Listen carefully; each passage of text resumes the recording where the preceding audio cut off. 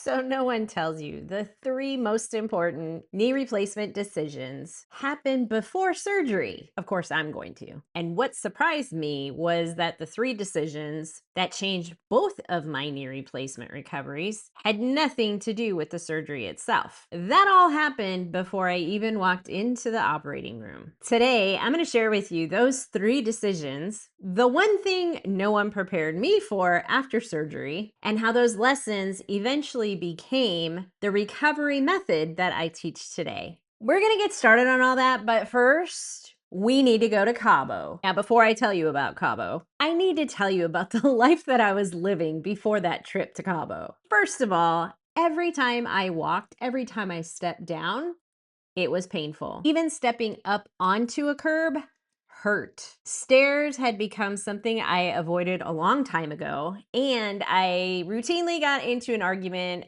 with my husband about how far away he parked from the store entrance. But here's the dangerous part. That all became very normal. I wasn't living in pain anymore. I was living around my pain. So every decision about every place that we went always had to do with Susie's knees. Oh, is Suzie going to be able to walk that far? Oh, is Suzie going to be able to make it that far? And you know what? Suzie was a little done with that. So on to Cabo. Cabo actually helped me to realize the life that I was missing. Let me paint a picture for you. Me and my husband and my mom all go walking on the beach with my son. So we walk onto the beach. My son takes off and goes one direction with his aunts. And I'm walking ever so carefully on the sand because it doesn't feel good. My mom and my then boyfriend talk about walking down to the beach, to the water's edge, and they ask me if I want to go. Now I'm looking down at the water's edge and there's an embankment that goes down to the water. It's probably about 6 feet. It's not very long and it's not very steep, but I knew my knees. I looked back and I said, no, go ahead. And I sat down in the sand and I watched them walk away. And I watched my then boyfriend help my mom down the embankment and they made it to the water's edge. And the whole time I'm sitting there and I'm watching them and I'm like, is this really how I want my life to look moving forward? Granted, I was 43 years old. That was the moment. And maybe your Cabo isn't a beach. Maybe it's your granddaughter's soccer game. Maybe it's walking through Costco. Maybe it's avoiding stairs in your own house. For me, it was Cabo because I wanted my life back more than I wanted to avoid the surgery. So my first decision was actually asking myself that question. Is this really how I want the rest of my life to look? So here we are. Now we are scheduling surgery, right? Next comes decision number 2. Did I really believe that I could do hard things? That was my question to myself. Can I actually do this? What proof do I have that I have done hard things before? So I started taking an inventory of my life. What are the things that I've accomplished? Big, small, whatever it was, I measured it. I quit smoking after a 20-year habit. I graduated college. I raised a son. Well, we raised a son together. Every one of those reminded me that I could do hard things. It was evidence. Then I had another realization. There's only one me. There's only one Suzie. There's only one of me who's been through my exact life experiences. So my recovery couldn't possibly look like anybody else's. So instead of me comparing my future with somebody else's, I started trusting the person that God created me to be. Everyone gets to find the proof for themselves, whether it's raising your kids, maybe for you it's surviving cancer or building a business. Maybe it's caring for an aging parent. Key to remember is you already have proof that you've done hard things. You just haven't been looking at it like that. The third decision changed everything for me. It was really answering the question, what do I want my life to look like in the future? Because I knew that you can't walk toward a destination that you don't see for yourself, one that you've never imagined. So I got to decide where I was walking. And for me, I was not married. My husband actually proposed to me 3 weeks before my first knee replacement. And that was the best gift that he could have given me.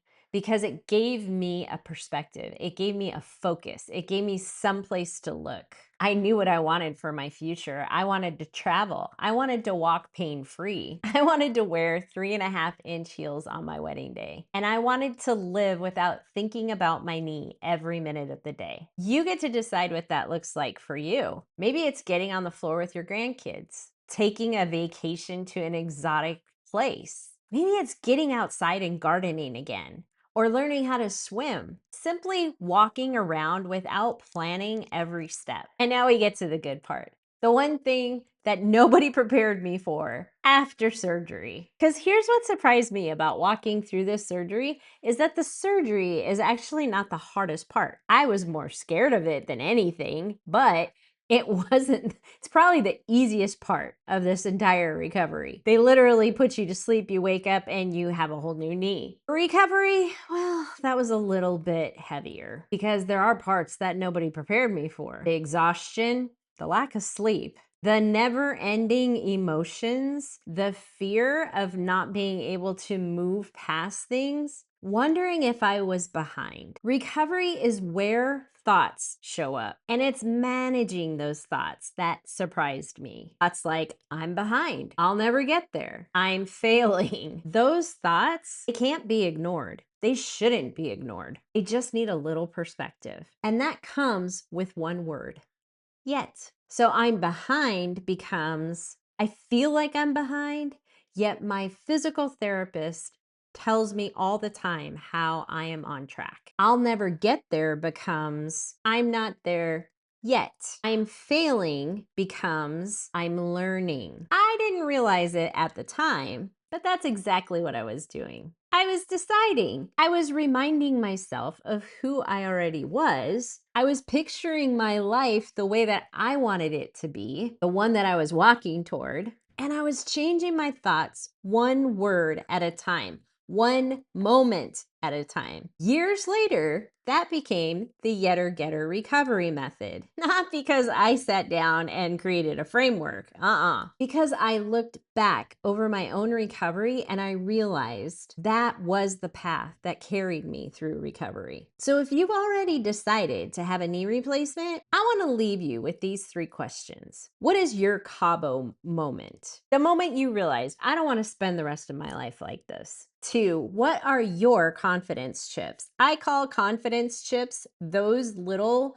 signs of evidence that we can do hard things. What proof do you have that you can do hard things? And finally, what does life look like for you on the other side of recovery? Because once you answer those 3 questions, you've already started preparing for your recovery. Not your knee though, your mind. And in my experience, that's where recovery really begins. That's really why I created the Knee Replacement Hub. Inside, I teach the complete Yetter Getter recovery method so you don't have to figure it out on your own. And if you're sitting over there wondering how to know whether or not your recovery is actually on track, watch this video right here because I'm going to show you the biggest mistake that people make when they're measuring their knee replacement recovery progress. I'm Suzie Andrade, helping you make sense of your recovery so you can have a calm, confident recovery.